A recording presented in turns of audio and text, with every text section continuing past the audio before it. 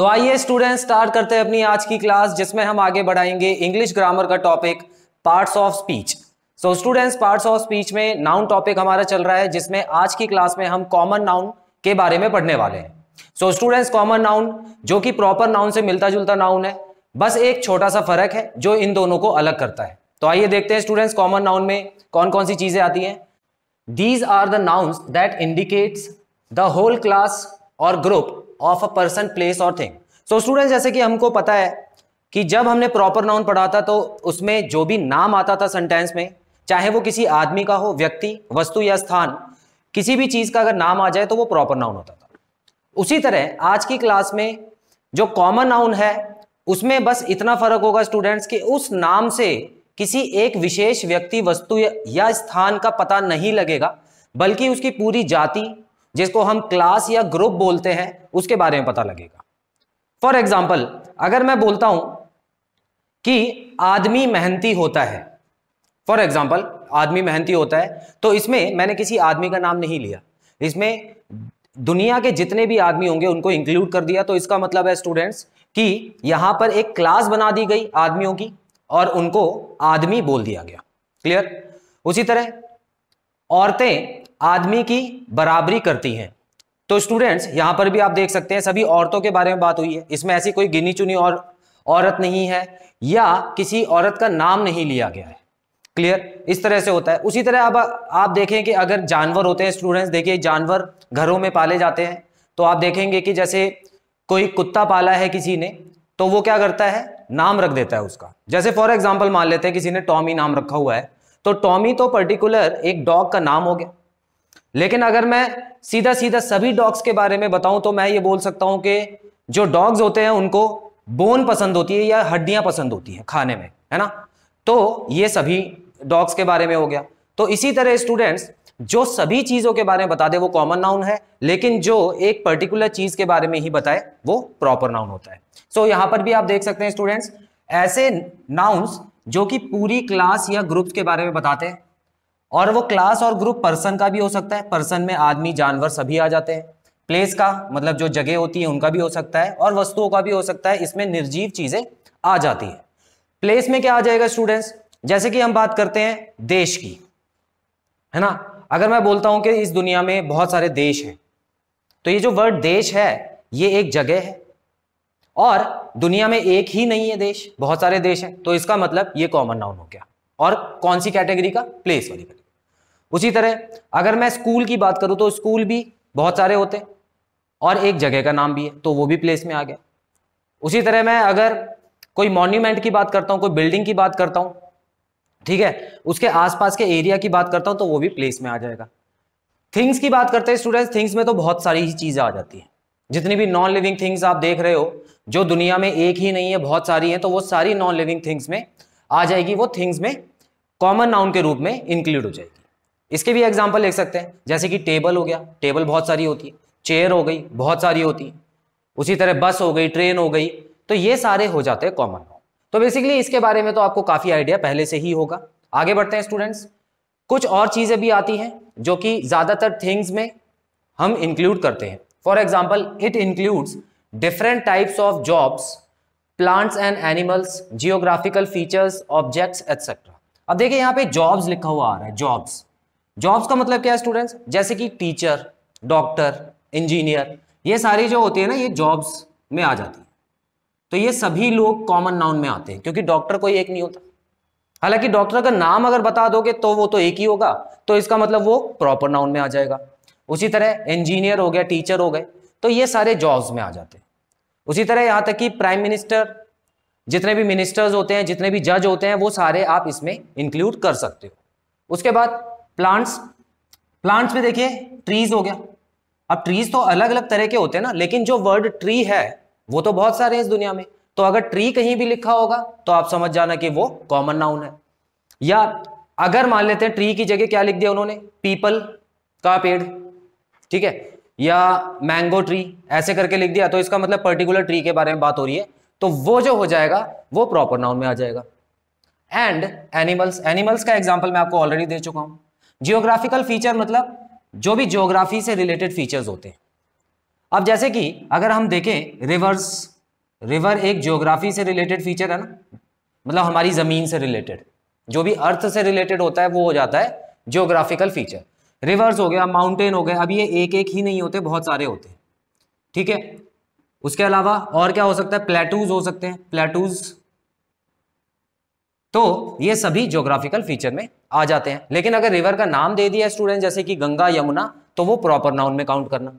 उसी तरह माउंटेन्स आ गया, तो यहां पर माउंटेन का नाम है, जैसे माउंट एवरेस्ट हो गया, तो वो प्रॉपर नाउन हो गया। उसी तरह हिमालय जो होता है वो भी प्रॉपर नाउन होता है। प्लेट्यूज में तो चलिए देखिए, डेक्कन प्लेटू आपने सुना होगा, साउथ में डेक्कन नाम की एक जगह है जो कि कुछ महाराष्ट्र और ये कर्नाटका के अराउंड पड़ती है, ठीक है, तो डेक्कन प्लेटू बोलते हैं। तो अगर प्लेटू कुछ इस तरह के होते हैं, आपको मैं बता देता हूं, कुछ इस तरह का होता है, मतलब माउंटेन पहले होगा लेकिन वो उसकी ऊपरी परत जब हट जाती है तो प्लेटू बन जाता है, ठीक है। चलिए, तो ये हो गया। उसके बाद ऑब्जेक्ट्स के बारे में भी मैं आपको बता चुका हूं। ऑब्जेक्ट तो बहुत आसान होता है, बड़ा सिंपल होता है, तो इसमें तो आप खुद ही एग्जाम्पल देख सकते हैं। कुछ एग्जाम्पल पढ़ेंगे और इस एग्जाम्पल में हम ढूंढने की कोशिश करेंगे कि कॉमन नाउन कहां पर छुपा हुआ है।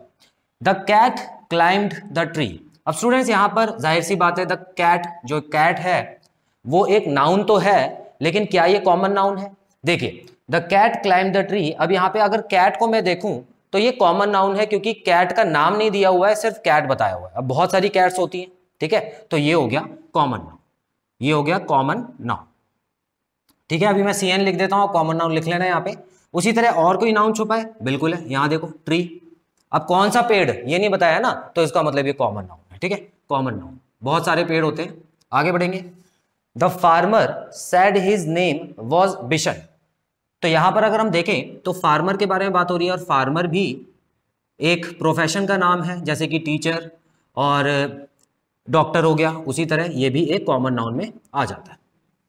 Said his name was Bishan, ठीक है। अब देखिए स्टूडेंट्स, यहां पर ये जो नेम है ना, ये भी एक कॉमन नाउन है, आपको बता देता हूं, ये भी एक कॉमन नाउन है, क्योंकि नेम, अब जैसे किसी का नाम होता है, अगर हम उसको बोल दें तो वो तो प्रॉपर हो जाएगा, लेकिन जो नेम है वो कॉमन हो जाएगा, क्योंकि नाम तो सभी का होता है, हर चीज का नाम होता है, तो इसीलिए ये भी कॉमन नाउन में रखना। बिशन, क्या बिशन एक कॉमन नाउन है? सोचो, ये तो प्रॉपर नाउन हो गया ना स्टूडेंट्स। देखिए, दो निशानी होती है प्रॉपर नाउन की। पहली निशानी तो ये होती है कि ये एक ही आदमी के बारे में बता रहा है ना, उस किसान के बारे में बता रहे हैं कि उसका नाम बिशन। दूसरी निशानी, इसका पहला लेटर देख लो, कैपिटल है, तो ये दूसरी निशानी, तो ये तो प्रॉपर में आ गया, इसको हम अभी काउंट नहीं करेंगे, ठीक है, इसको हम छोड़ देते हैं अभी फिलहाल के लिए। आगे बढ़ते हैं।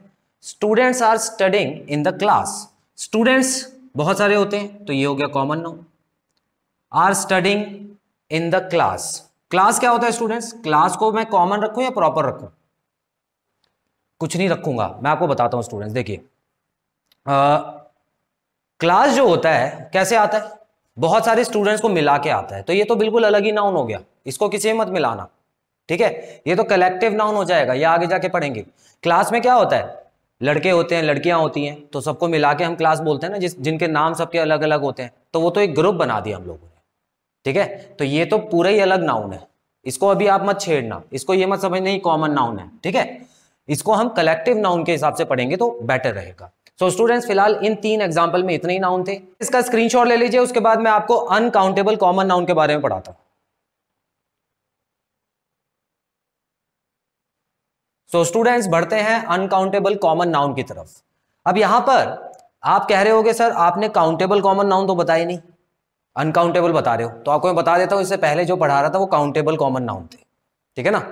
काउंटेबल मतलब जिनको गिन सकते हैं और जिनको हम देख भी सकते हैं और छू भी सकते हैं, तो काउंट करने वाले जो नाउन होते हैं वो काउंटेबल होते हैं। तो इससे पहले जितने भी मैंने एग्जाम्पल कराए हैं वो सभी काउंटेबल थे। अब मैं आपको कराने वाला हूं अनकाउंटेबल कॉमन नाउन। अब स्टूडेंट्स, यहां पर कुछ ऐसे कॉमन नाउन भी होते हैं जिनको हम गिन नहीं सकते, ठीक है, गिन नहीं सकते हैं, लेकिन हां उनको हम तौल सकते हैं या माप सकते हैं, उसका मेजरमेंट पॉसिबल है, लेकिन उसकी काउंटिंग पॉसिबल नहीं है।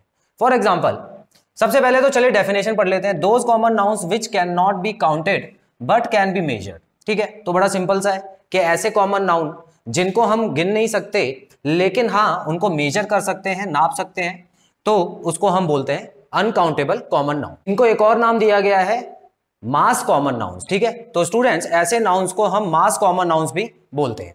सो स्टूडेंट्स इतना याद रखिएगा कि जिनको भी हम गिन नहीं सकते हैं वो होते हैं अनकाउंटेबल नाउन्स। अब देखिए यहां पर एग्जांपल पढ़ लेते हैं students. Cow gives us milk.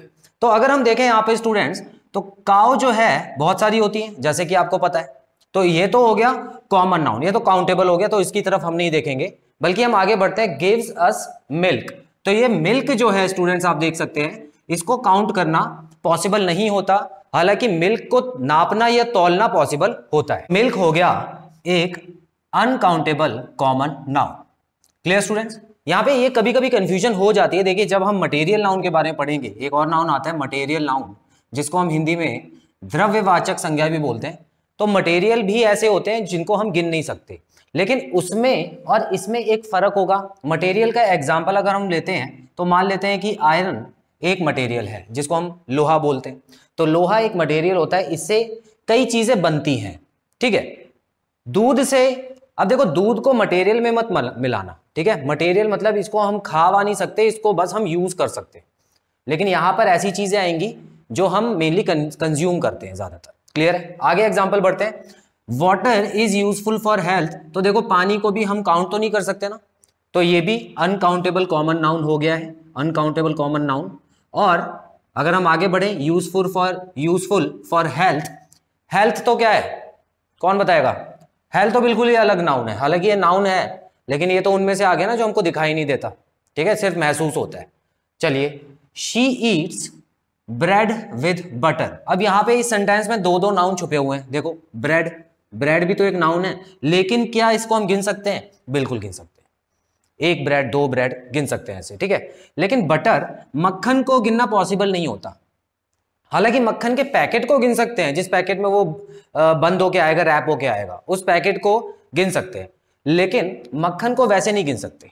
हम नहीं बोल सकते कि मुझे 2 मक्खन दे दो, मुझे 2 मक्खन के पैकेट दे दो, वो ज्यादा बेटर होता है। क्लियर? तो इस स्टूडेंट्स यहां पर जो बटर है उसको आप अनकाउंटेबल कॉमन नाउन में लिख सकते हैं। क्लियर?